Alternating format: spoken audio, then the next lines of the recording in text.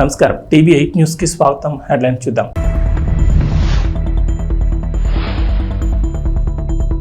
పోలవరం పూర్తికి చంద్రబాబు సర్కార్ కీలక నిర్ణయం. రంగంలోకి అంతర్జాతీయ నిపుణుల బృందం.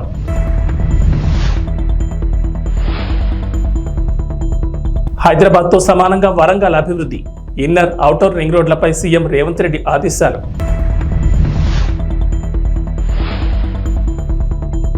ఉదయం 6 గంటలకే ఏపీలో ఇంటి వద్దకు పెన్షన్లు. సీఎస్ కీలక ఆదేశాలు.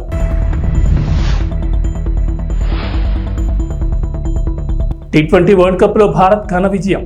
సంబరాల్లో మునిగి తేలిన అభిమానులు. పోలవరం ప్రాజెక్టును సందర్శించేందుకు వివిధ దేశాలకు చెందిన అంతర్జాతీయ జలవనరుల బృందం ఆంధ్రప్రదేశ్ చేరుకుంది. పోలవరం ప్రాజెక్టులో కీలక సాంకేతిక సవాళ్లను పరిష్కరించే లక్ష్యంతో వారు రంగంలో దిగారు. అమెరికా, కెనడాకు చెందిన 4 ఎక్స్పర్ట్స్ శనివారం ఢిల్లీకి చేరుకోగా నేటి నుంచి పోలవరంలో 4 రోజుల పాటు వారు పర్యటించనున్నారు. 2 రోజుల పాటు పోలవరం ప్రాజెక్టును పూర్తిగా పరిశీలించనున్నారు. ఆ తర్వాత ప్రతి నిర్మాణాన్ని క్షుణ్ణంగా పరిశీలించేలా షెడ్యూల్ రూపొందించారు. అనంతరం 2 రోజుల పాటు మేధోమథనం చేరున్నారు.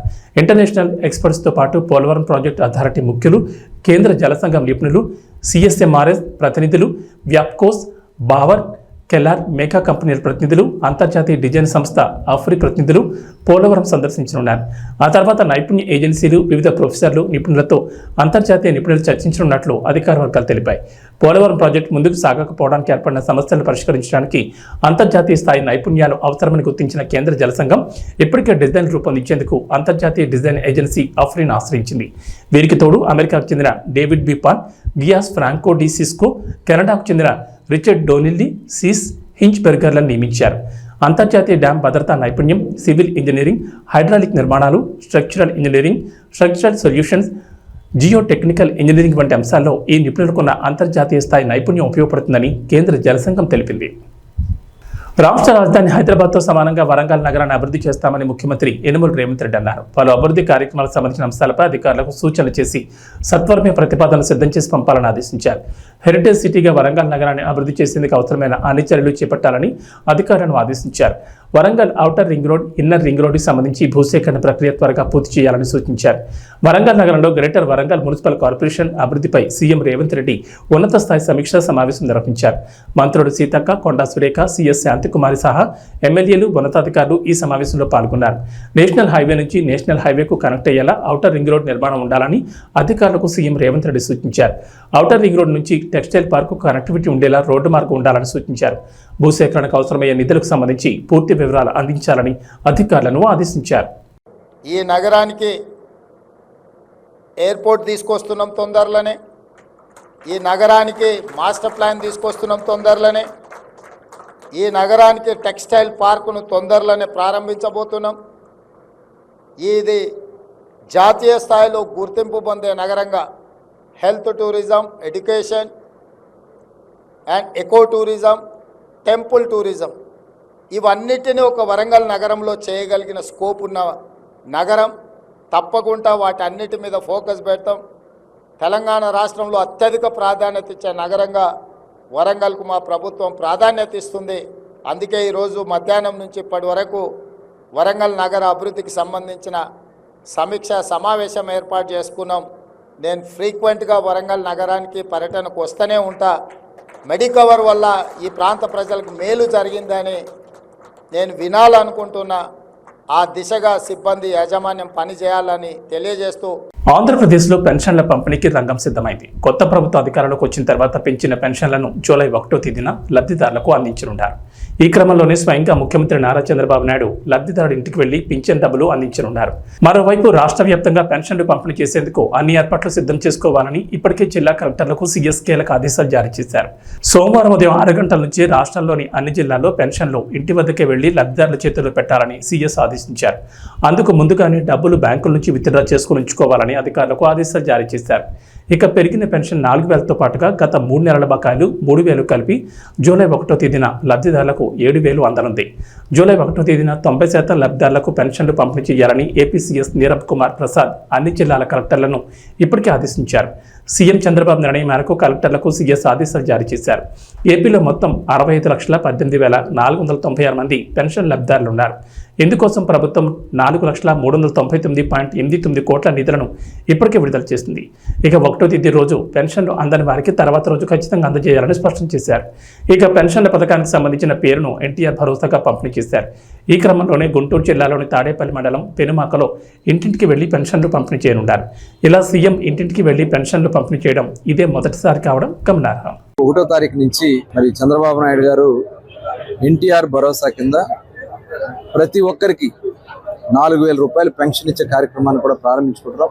ఏప్రిల్ నుంచి కూడా లెక్క పెట్టుకుని ఏప్రిల్, మే, జూన్ 3 నెలలకు కలిపి 3,000 రూపాయలు ప్లస్ జూలై 4,000 కలిపి 7,000 రూపాయలు రేపు 1వ తారీఖు ఉదయం 6 గంటల నుంచి నేరుగా ఇంటికి తీసుకొచ్చి వారికి స్వయంగా అందించే కార్యక్రమాన్ని కూడా మరి ప్లాన్ చేసుకోవడం జరుగుతుంది. అది కూడా అందించడం జరుగుతుంది. అర్హులైనటువంటి అందరికీ ఇవ్వాలనే లక్ష్యంతో ఈ కార్యక్రమం చేస్తున్నాం. ఇందులో ఎక్కడా కూడా గతంలో చాలా బోగస్లు ఉన్నాయి, ఇక్కడ కూడా మా దృష్టికి వచ్చినాయి. ఇవన్నీ కూడా మేము అరికట్టి ప్రజాధనాన్ని ఎక్కడ కూడా దుర్వినియోగం కాకుండా చేయాలనే లక్ష్యంతోనే ఈ కార్యక్రమం చేస్తున్నాం. ఎందుకంటే గతంలో చూసాం, గత ప్రభుత్వంలో పెన్షన్ని ముఖ్యమంత్రి జగన్మోహన్ రెడ్డి గారు, మరి చంద్రబాబు నాయుడు గారు, అలాగే ఎన్టీ రామారావు గారు 75 రూపాయలతో పెన్షన్, 35 రూపాయలతో పెన్షన్ స్టార్ట్ చేశారు. దాన్ని 75 రూపాయలు చేస్తే తర్వాత 200 ఉన్న పెన్షన్ ని 2,000 రూపాయలు చేసింది కూడా చంద్రబాబు నాయుడు గారు. 2,000 రూపాయల పెన్షన్ 3,000 రూపాయలు చేస్తానని చెప్పి ప్రజల్ని మోసం చేశారు జగన్మోహన్ రెడ్డి గారు. వచ్చిన వెంటనే చేస్తానని, తర్వాత దశల వారీగా అని చెప్పి మరి సంవత్సరానికి 250 రూపాయలు పెంచుతానని చెప్పి 5 సంవత్సరాల పాటు ప్రజలు మోసం చేశారు. దాదాపు 30,000 రూపాయలు వాళ్ళు ప్రతి ఒక్క పెన్షన్దారుడు 30,000 రూపాయలు వాళ్ళు జగన్మోహన్ రెడ్డి వల్ల నష్టపోయారు. ఇవాళ ఈ ప్రభుత్వం వచ్చిన వెంటనే చంద్రబాబు నాయుడు గారు ఇచ్చిన హామీ ప్రకారం 4,000 రూపాయలు ఇవాళ మేము పెన్షన్ ఇవ్వడం అనేది ఇవాళ ఇది ఒక, ఎందుకంటే అవ్వాతాతలు ఎవరైతే వృద్ధులు ఉన్నారో, వితంతులు ఉన్నారో, వికలాంగులు ఉన్నారో 100% ఉన్నటువంటి వికలాంగులకు కూడా ఇవాళ 15,000 రూపాయలు ఇవన్నీ కూడా మేము చేసుకుని ముందుకెళ్ళబోతున్నాం. మరి ప్రజలకి న్యాయం చేయాలి, ఈ రాష్ట్రంలో స్వచ్ఛమైన పరిపాలన అందించాలనే లక్ష్యంగా పనిచేస్తున్నాం. మరి ప్రజా దర్బారులో ప్రతి వారం ఇది నడుస్తుంది. ప్రతి ఒక్కరు కూడా దీంట్లో భాగస్వాములే. మన నియోజకవర్గాన్ని అభివృద్ధి, సంక్షేమ బాటలో నడవాలని ప్రతి ఒక్కరిని కూడా కోరుకుంటూ, తెలుగుదేశం కూటమి అధికారంలోకి వచ్చిన తర్వాత ఆంధ్రప్రదేశ్లో సంచలన మార్పులు చోటు చేసుకుంటున్నాయి. గత వైసీపీ పాలనలో రాష్ట్రాల్లోని అన్ని వ్యవస్థలు ధ్వంసమయ్యాయని పేర్కొన్న తెలుగుదేశం కూటమి ప్రభుత్వం వాటన్నింటినీ చక్కదిద్దామని ఇప్పటికే ఎన్నోసార్లు తేల్చి చెప్పింది. ఈ నేపథ్యంలోనే తిరుమల తిరుపతి దేవస్థానంపై నారా చంద్రబాబు నాయుడు సర్కార్ మరింత దృష్టి సారించింది. తిరుమల దర్శనానికి వచ్చే భక్తులకు అన్ని సౌకర్యాలు కల్పించడంతో పాటు తిరుమలలో లడ్డు, ఉచిత అన్నప్రసాదాల నాణ్యతలో ఎలాంటి రాజీ పడకూడదని నిర్ణయించింది. భక్తులకు మంచి రుచితో కూడిన ప్రసాదాలు అందించాలని కీలక చర్యలు చేపడుతోంది. తాజాగా తిరుపతిలోని తిరుమల తిరుపతి దేవస్థానం పరిపాలనా భవనంలో అధికారులు, డైరీ నిపుణులతో టీటీడీ ఈవో జె శ్యామలరావు సమీక్ష సమావేశం నిర్వహించారు. శ్రీవారి లడ్డు నాణ్యతను మరింత పెంచడానికి వెంటనే చర్యలు తీసుకోవాలని అధికారులకు ఆదేశాలు జారీ చేశారు.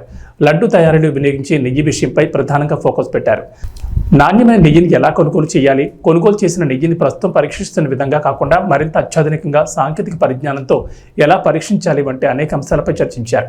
ఈ క్రమంలోనే అందుకు తీసుకోవాల్సిన చర్యలు తెలపాలని అధికారులకు సూచించారు.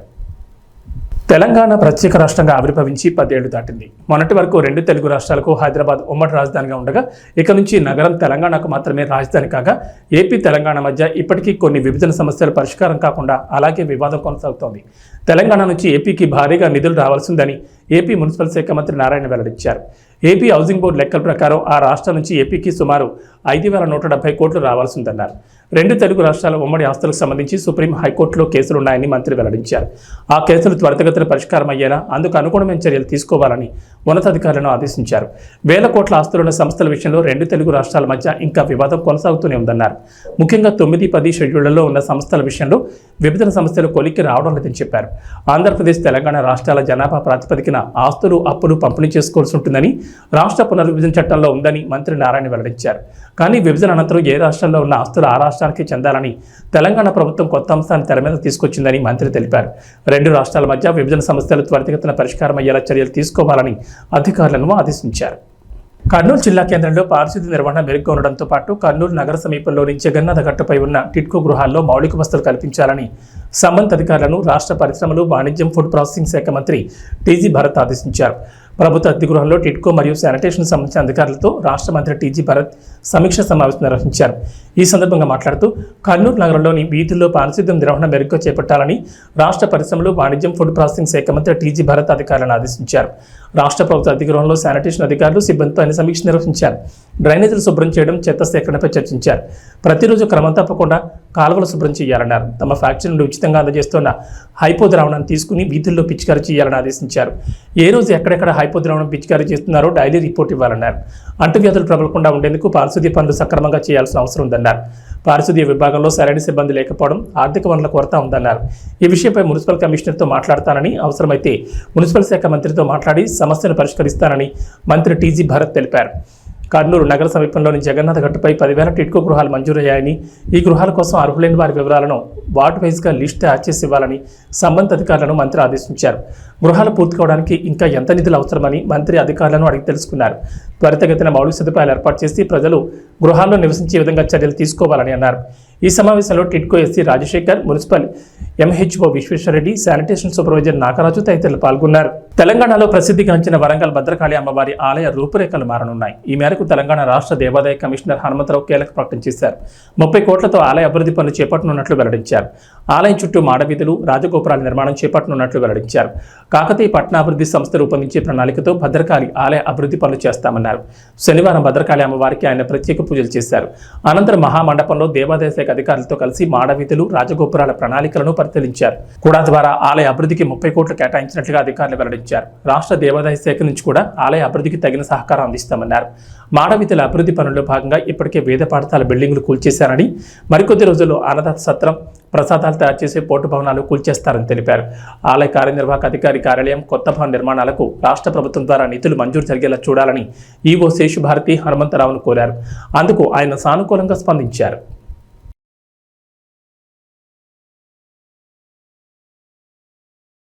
చిత్తూరు జిల్లా పొంగనూరులో YCP MP Peddireddy Mithun Reddy house arrest అయ్యారు. ఈ రోజు కార్యకర్తల సమావేశం నిర్వహించేందుకు మిథున్ రెడ్డి సిద్ధమయ్యారు. ఈ పర్యటనకు మిథున్ రెడ్డి వెళ్తే గొడవలు జరిగే అవకాశం ఉందనే ముందస్తు సమాచారంతో ఆయనకు పోలీసులు అనుమతి ఇవ్వలేదు. దీంతో మిథున్ రెడ్డి ఇంటి దగ్గర ఉద్రిక్త పరిస్థితులు నెలకొన్నాయి.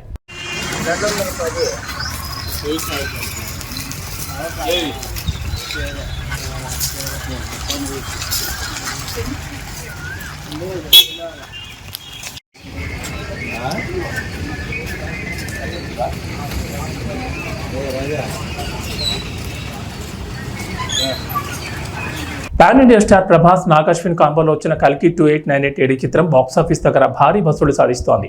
ప్రపంచవ్యాప్తంగా 2 రోజుల్లో 298.5 కోట్ల వసూలు సాధించింది కల్కి. ఈ వీకెండ్లో వసూళ్లు ఇంకా పెరిగే అవకాశం ఉంది.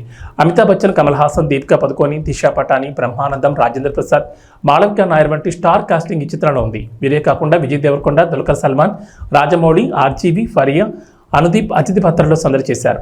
ఇక సినిమాలో కాంప్లెక్స్లో సాగే టక్కర సాంగ్ విపరీతంగా ఆకట్టుకుంటోంది. ఈ పాటలో దిశా పటాని అందాలు, ప్రభాస్ క్యూట్ స్టెప్పులు ఆడియన్స్ను ఫిదా చేశాయి. మరి ఈ పాటకి మలయాళ సూపర్ స్టార్ మోహన్ లాల్ స్టెప్పులు వేస్తే ఎలా ఉంటుంది? కల్కి సినిమాలో వనరులన్నీ కలిగిన కాంప్లెక్స్కి భైరవ, రోక్సీ వెళ్ళినప్పుడు ఈ పాట వస్తుంది. అక్కడ వారు చూసిన వింతలు, విశేషాలకి ఎలా ఫీల్ అయ్యారనే దానిపై ఈ పాటను చిత్రీకరించారు. ఈ పాట యూట్యూబ్లో రిలీజ్ అయినప్పటి నుంచి రికార్డ్ వ్యూస్ వస్తున్నాయి. ఇక సోషల్ మీడియా ఓపెన్ చేస్తే చాలు ఈ పాట కనిపిస్తోంది. తాజాగా ఈ పాటకి హీరో మోహన్ లాల్ స్టెప్ వేసిన వీడియో ఒకటి వైరల్ అవుతోంది. తొలిసారి వరల్డ్ కప్లో ఫైనల్ చేరిన సౌత్ ఆఫ్రికా ఓవైపు, వరుసగా 2 సార్లు ఐసీసీ ఫైనల్లో ఓడి 3వ సారి ఎలాగైనా సరే కప్పు కొట్టాలనే పట్టుదలతో ఉన్న టీమిండియా మరోవైపు. కోహ్లీ, అక్షర్ పటేల్ రాణించడంతో దక్షిణాఫ్రికా ముంగిట 177 పరుగుల లక్ష్యాన్ని నిలిపింది భారత్. క్లాస్ 10 విజృంభణతో 15 ఓవర్లు ముగిసేసరికి 147కి 4 వికెట్లతో విజయానికి చేరువైంది.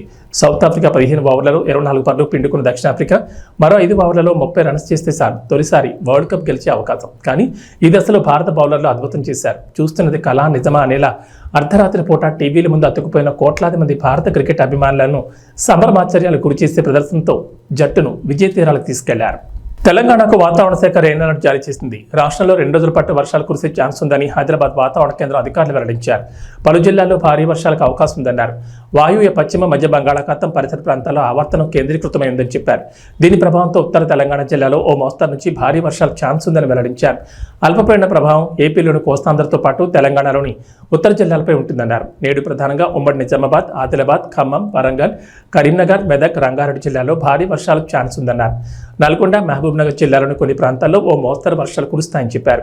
ఈ మేరకు ఆయా జిల్లాలకు ఎల్లో అలర్ట్ జారీ చేశారు. హైదరాబాద్లో ఉదయం ఆకాశం మేఘావృతం ఉంటుందని, సాయంత్రానికి వర్షం కురిసే ఛాన్స్ ఉందని తెలిపారు. ఏబీ బులెటిన్ విశేషాలు. నమస్కారం.